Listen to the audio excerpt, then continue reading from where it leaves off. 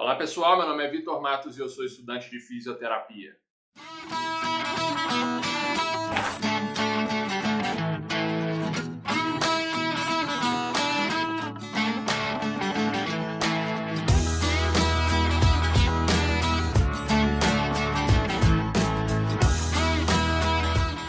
Muito bem, galera, então vamos continuar falando nesse vídeo aqui sobre o sistema estomatognático, tá? E eu digo continuar porque esse aqui é o terceiro vídeo do canal sobre esse tema. Então, se você não está por dentro do que está acontecendo aqui, nós estamos agora no final do mês de setembro, nós estamos ainda na pandemia do Covid-19, eu estou muito tempo em casa e uma das coisas que eu estou fazendo, estando em casa, é estudando bastante sobre o sistema estomatognático, principalmente no que pode acontecer com o meu paciente se ele tiver ou se ele realizar um mau uso desse sistema. Tá bom? É assim que começou o meu interesse por todo esse conteúdo e eu estou descobrindo, aprendendo muita coisa e eu estou trazendo isso tudo aqui para o canal para você ficar sabendo também. Então, primeira coisa, se você está acompanhando essa série de vídeos, se você viu alguns desses vídeos que eu citei aqui, comenta aqui embaixo se você está gostando, se você está entendendo tudo que eu estou falando, se você quer saber alguma coisa mais, alguma coisa em específico, tá? Deixa a sua opinião aqui embaixo que isso vai ser muito importante para mim. Se você não é inscrito no canal, não deixe de fazer a sua inscrição, dê um like nos vídeos que você assiste e se você se lembrar de alguém que possa se interessar por esses vídeos que você está assistindo, mande para essa pessoa, tá? Mas vamos agora direto ao ponto. Nesse vídeo aqui nós vamos continuar falando sobre esse sistema e vamos continuar falando sobre o desenvolvimento desse sistema. A gente já entrou na área do desenvolvimento do sistema estomatognático no segundo vídeo. Eu vou deixar o card aqui em cima para você acessar esse segundo vídeo, caso você não tenha feito isso ainda. Então você clica no card e vai para o segundo vídeo. Estando no segundo vídeo, se você perceber que você não viu o primeiro, também tem um cardzinho no segundo vídeo para você ir para o primeiro vídeo. Tá? Então você pega todo o conteúdo a respeito disso. Então vamos lá, galera. Vamos começar esse vídeo aqui falando e lembrando que para que a gente consiga registrar, fazer o correto registro neuronal e também a manutenção, né, neuronal daqueles comportamentos. Que comportamentos, Vitor? Aqueles comportamentos relacionados à amamentação, a correta amamentação que a gente comentou no vídeo passado. Então, para que a gente tenha o registro neuronal e a manutenção desses comportamentos, a gente precisa que essa ação, que é a amamentação, ela exista e aconteça principalmente no primeiro ano de vida desse recém-nascido. Esse recém-nascido ele precisa amamentar, pessoal, e quanto mais cedo, melhor. O primeiro mês é um mês mais importante do que o segundo é mais importante que o terceiro e assim por diante. Assim continuando dentro dessa janela de 12 meses de vida. Tá? Isso porque existe uma concordância aí entre alguns autores de que esses primeiros 12 meses de vida dos indivíduos compõem uma janela de oportunidade integrativa neurológica que é muito importante para aquela pessoa que vai crescer e vai se tornar um adulto depois disso. Então significa que todas as coisas que ele aprende, ele desempenha, ele realiza com o seu corpo dentro desses 12 meses, vai ser muito provavelmente integrado em seu sistema nervoso e vai ser reproduzido depois por toda a vida. Então, fazendo a amamentação no início da vida e durante todos esses 12 meses do início de sua vida, o bebê ele vai conseguir desempenhar todos aqueles comportamentos, os 3 mais importantes que a gente citou, não é verdade? Vedamento labial, respiração nasal e o correto ato de deglutição, a correta dinâmica de deglutição. A gente discutiu tudo isso no vídeo passado. E fazendo essas 3 coisas, galera, ele vai direcionar o seu sistema estomatognático para um bom desenvolvimento, que vai evitar que ele tenha no futuro, provavelmente, tá, pessoal? Provavelmente uma disfunção. Beleza, galera? Então, continuando dentro desse raciocínio, agora eu quero falar com vocês sobre o desenvolvimento de vias nervosas, que são vias muito importantes para esse sistema. E a gente tem mania de chamar as vias nervosas do nosso corpo, pessoal, de nervos, não é verdade?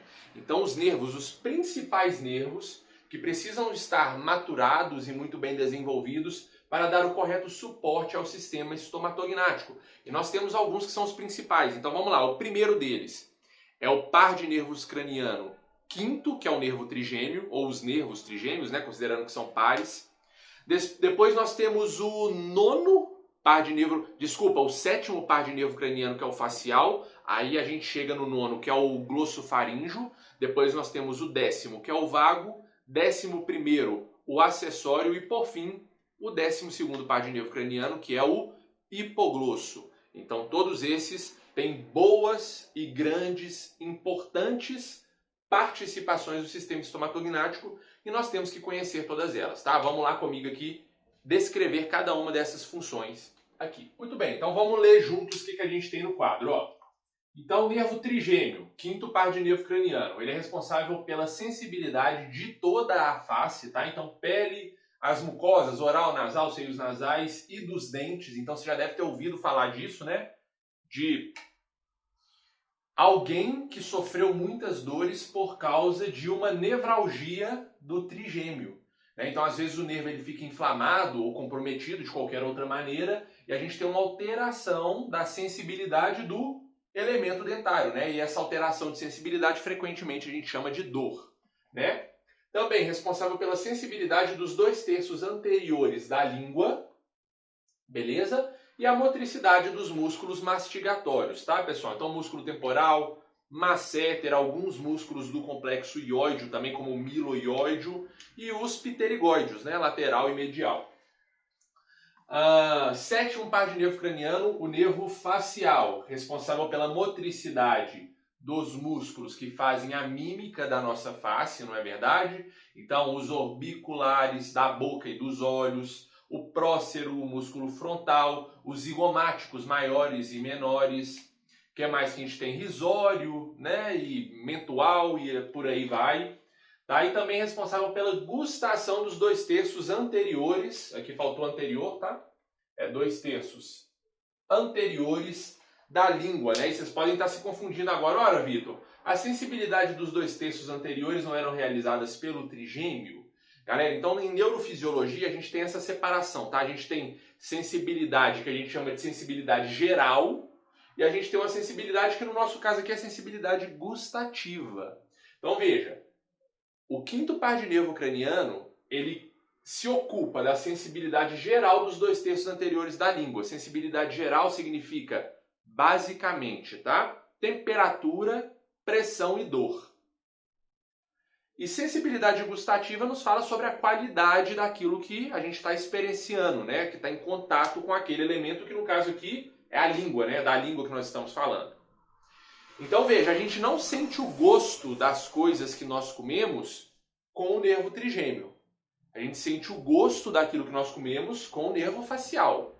Mas a gente sente a temperatura daquilo que comemos com o trigêmeo. Então a gente sente se é quente ou frio, tá? A gente sente o que mais aí. Por exemplo, eu vi outro dia no Instagram um cara comendo um camarão vivo, um camarão, uma lagosta. E aí, na hora que ele bota a lagosta lá na boca viva, se a lagosta der uma pinçada na língua dele, ele vai sentir com o quê? É com o facial? Não, é com o trigêmeo, né? Porque a dor, por exemplo, né, a sensibilidade de dor na língua é processada pelo nervo trigêmeo, né? Então ela vai dar aquela pinçada na língua dele, vai doer, e também tem estímulos relacionados à pressão, né? Quando você aperta ali a língua, pressão, tudo isso é modulado pelo trigêmeo.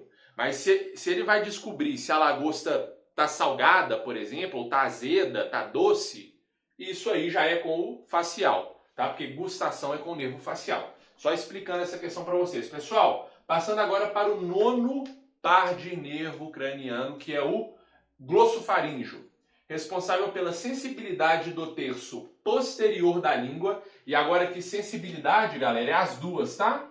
É a geral, não vou escrever não, pra vocês entenderem. É a geral e a gustativa do terço posterior da língua e também sensibilidade da faringe, tá? A faringe, os elementos externos e internos a essa estrutura.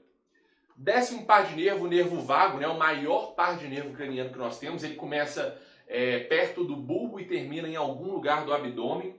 tá? Então responsável pela sensibilidade da laringe, faringe, traqueia e do esôfago, e também a motricidade da laringe e da faringe, né? Da laringofaringe. Galera, então vejam bem, eu estou mostrando aqui para vocês funções que são interessantes para a nossa aula, tá?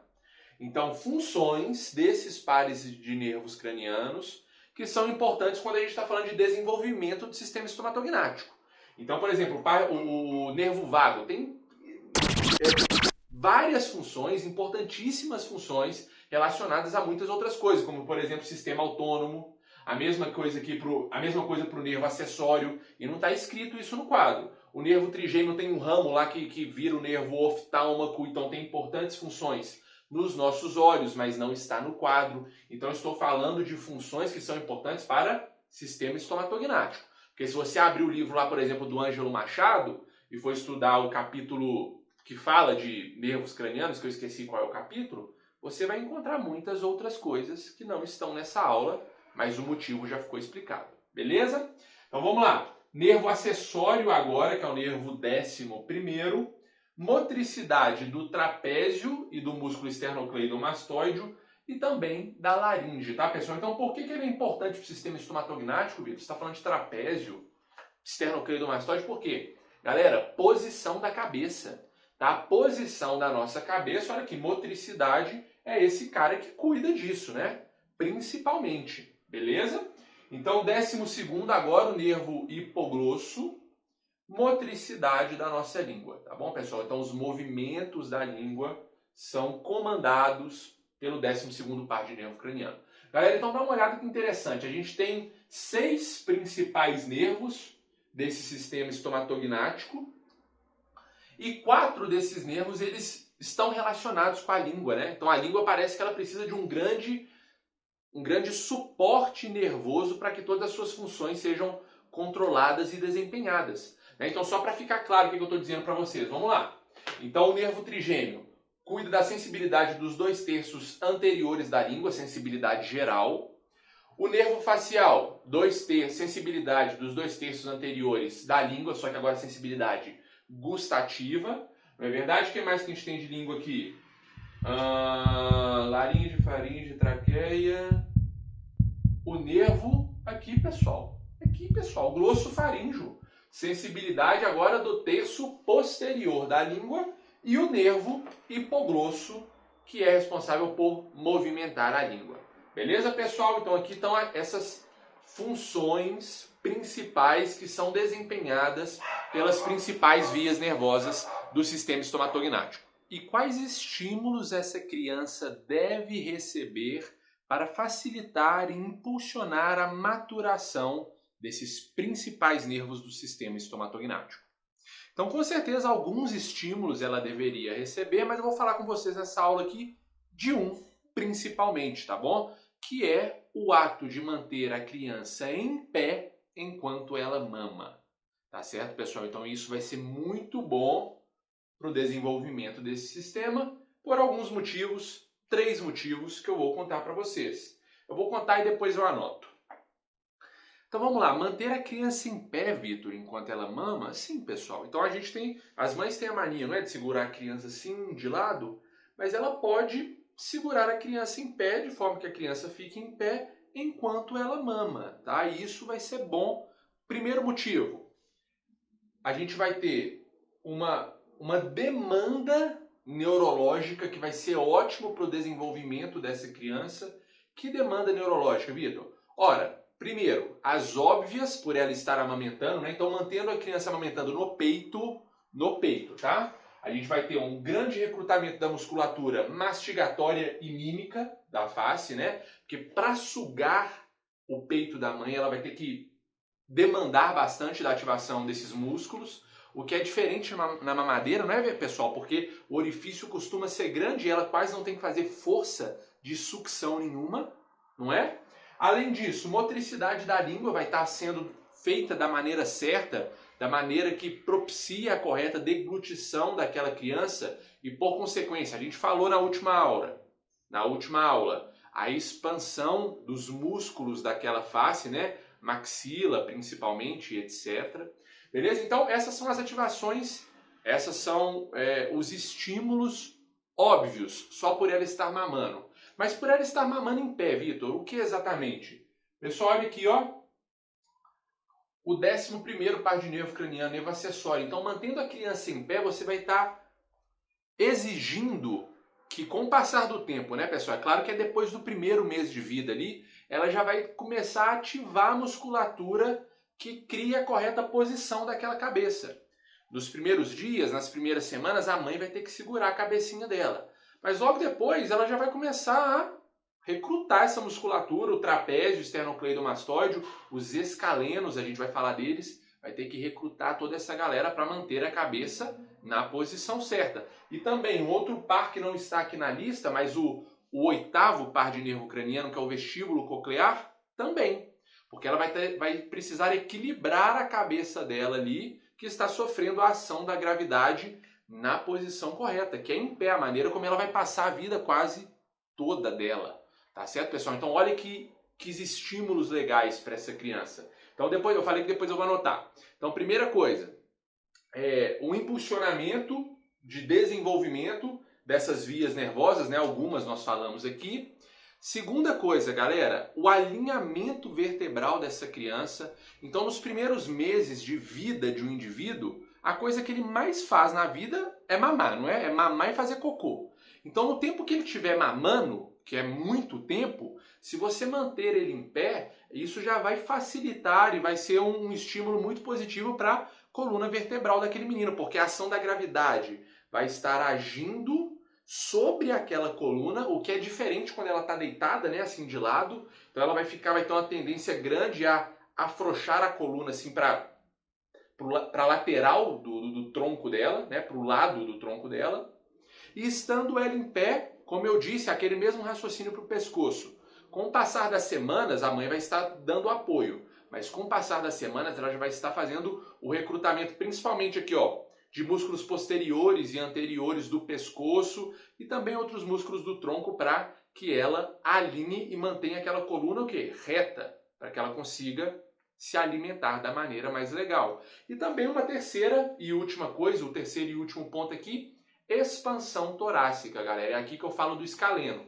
Então, quando aqueles músculos anteriores e posteriores da cervical, eles são ativados, tá certo? Para alinhar aqui ó, esse pescoço e facilitar a amamentação, esses escalenos, né, que são um desses músculos aí, eles estão relacionados com a elevação dos ossos aqui que mantém a caixa torácica, ou posicionam a caixa torácica, melhor dizendo, em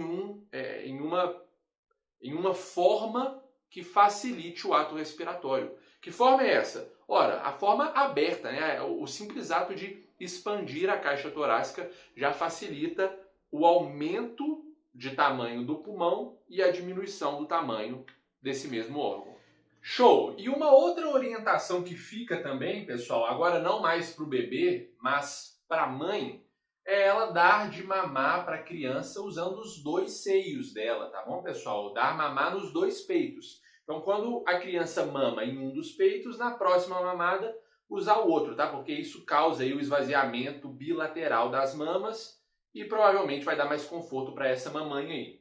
Tem alguns autores que falam que tem benefícios também para a criança, essa amamentação bilateral, isso porque, ainda que você mantenha ela reta, né, se você coloca ela de um lado do seu corpo, ela vai ter tendência a olhar para uma região ou ficar mais ou menos lateralizado. Então, essa dupla experiência de lateralidade para o bebê dá também alguns benefícios ou geram benefícios para o desenvolvimento do sistema estomatognático. Alguns autores comentam isso, então eu não queria deixar de falar aqui. Mas muito bem, pessoal, então eu não tenho mais espaço para anotar nada no meu quadro, mas ainda eu tenho uma coisa para falar com vocês nessa aula para a gente terminar. Tá? E essa coisa é os componentes da lágrima, né? Os principais, alguns componentes da lágrima. E a pergunta que tem que estar na sua cabeça aí é, Vitor, aonde que a lágrima entra nisso tudo que a gente está conversando? Por que que a lágrima é importante para o desenvolvimento do sistema estomatognático? Então, pessoal, o negócio é o seguinte, até aqui já tem que ter ficado muito claro na sua cabeça que a respiração nasal é um fator muito determinante no desenvolvimento desse sistema. Esses bebês eles precisam respirar pelo nariz nos primeiros meses de sua vida para que eles mantenham esse padrão respiratório durante toda a vida e isso vai favorecer muito o bem-estar da sua face, do sistema estomatognático. Muito bem. E por que, Vitor, que é muito importante respirar pelo nariz? Bom, eu podia responder simplesmente que o nariz não está na nossa cara à toa, né? Ele foi feito para que a gente respire por ele, mas porque quando o ar ele entra pelo nariz, pessoal, esse ar ele esbarra, ele tromba em líquido, tá bom? E esse líquido é lágrima, ele tromba em gotas lacrimais que descem por ductos, que são chamados de ductos lacrimais, que ficam nas fossas nasais ali. Então esse ar ele é umidificado por esse líquido, por essa substância, ele é umidificado pela lágrima e só então ele vai ser enviado para o sistema respiratório para fazer a troca gasosa, tá? E esse fato, pessoal, essa realidade tem uma importância muito grande. E eu tenho algumas importâncias que eu vou anotar, vou abrir uma nota em algum lugar no vídeo aí para vocês acompanharem comigo. A primeira coisa que eu vou citar é a modificação da estrutura desse gás que a lágrima causa, né? Então acontece que o gás ele é molhado. Ele é molhado pela lágrima e só então ele é enviado para o sistema respiratório. E o Guyton, pessoal, Arthur Guyton, que é o autor do Tratado de Fisiologia Médica, vocês devem conhecer esse livro aí, é um dos principais livros de fisiologia humana, ele nos conta que a velocidade de difusão gasosa no sistema respiratório dos seres humanos, ele é muito semelhante à velocidade de difusão de gases na água, tá? Na água. Então tudo bem, isso faz sentido. O ar ele entra pelos nossos narizes, ele é molhado ali, então ele consegue ser difundido no nosso pulmão em uma velocidade que é muito parecida ou semelhante à velocidade que acontece na água. Mas esse fato nos indica o seguinte, que os seres humanos normais, então, eles evoluíram com uma velocidade de difusão e de troca gasosa que é x. E acontece que essa velocidade que é x, ela é diferente em indivíduos que não respiram pelo nariz. Porque o ar ele não é umidificado quando ele entra pela boca. Então, provavelmente, a velocidade hematótica, né, a velocidade de difusão de gases nesses indivíduos que respiram pela boca, vai ser diferente daqueles indivíduos que respiram pelo nariz. E esse indivíduo pode ter o quê? Problemas respiratórios, né? Problemas de eficiência de troca gasosa que vão culminar em problemas de respiração. Essa é a primeira coisa, o primeiro comentário. Agora, os componentes da lágrima, Vitor, você falou sobre isso. Quais são os mais importantes? 2, pessoal. O primeiro componente que tem na lágrima, e é muito bom então que ele esteja envolvido com o ar que entra pelos nossos narizes, é um que eu não sei o nome, é muito difícil de gravar, eu vou escrever aí para vocês. É uma substância que vai estar diretamente envolvida com a produção e a liberação do líquido surfactante, tá, pessoal? E o surfactante, ele está diretamente também relacionado e é responsável pelas condições dos nossos alvéolos pulmonares, né? E a presença dele é inversamente proporcional ao colabamento desses alvéolos. Então, quando a gente tem líquido surfactante, a gente tem, então, uma facilidade em manter os nossos alvéolos abertos e, portanto, facilita o recebimento de oxigênio, facilita a troca gasosa e esse indivíduo respira cada vez melhor. Então, esse componente ele está na lágrima e é muito importante que ele esteja também no ar que a gente manda para dentro. Segunda coisa, pessoal, imunoglobulinas. Segunda e última coisa, imunoglobulinas, tá, pessoal? Então, algumas delas, tá? A E, a G, a M são as principais que foram encontradas nessa lágrima, nessa gota de lágrima que escorre aí pelas fossas nasais e então mistura-se ao ar que é respirado pelo nariz. Então, veja bem, imunoglobulina é muito importante para a produção dos elementos do nosso sistema imunológico, não é verdade, pessoal? Então, todos esses dois componentes, mas essa terceira realidade que eu listei aí em algum lugar, nos mostra naturalmente da importância desses indivíduos respirarem pelo nariz, né, para que esse ar ele fique misturado às gotas de lágrimas e então facilite e melhore todo o nosso sistema respiratório. Então existe uma tríade, galera, que é chamada de tríade nutricional, que dá tudo que esse bebê precisa para se desenvolver nos primeiros meses de vida. Isso é o leite materno, a lágrima E a saliva, galera. E a saliva por motivos de digestão, né? Na saliva já existem algumas enzimas que facilitam o processo de digestão desse bebê. Então, se o bebê ele tiver acesso a todos esses 3 elementos, leite, lágrima e saliva, ele vai ter tudo o que ele precisa para sobreviver e se desenvolver, não só o sistema estomatognático, mas todo o seu organismo nos primeiros meses de vida. Então, se você está com um filho aí que ele está com tendências anêmicas, né? Ele está com imunopenia, né? Está com uma baixa do sistema imunológico, está ficando doente o tempo todo. Veja bem, ele pode estar com algum problema em um desses 3 pilares nutricionais aí. Ou pode ser um problema no leite materno, ou pode ser um problema respiratório, ele está respirando pela boca e o ar ele não está trombando lá na lágrima, não está pegando aqueles componentes que foram importantes. Vocês estão entendendo aonde que essa aula vai naturalmente nos levar? Um outro problema que pode acontecer se esse indivíduo ele não respirar pelo nariz. Então aquelas gotas de lágrimas elas vão escorrer, elas não vão embolar no ar que está entrando ali, né, porque está respirando pela boca. Então escorrendo elas vão ficar acumulados ali nos seios nasais. E mais tarde, adivinha como que a gente vai chamar isso, pessoal? Rinite, galera. Rinite, tá? A lágrima ela fica acumulada, ela não é utilizada como ela deve, então isso vai gerar um problema para esse bebê, para essa criança. Muito bem, então isso era tudo que eu tinha para falar com vocês nessa aula. Nós vamos ter outras aulas mais de sistema estomatognático.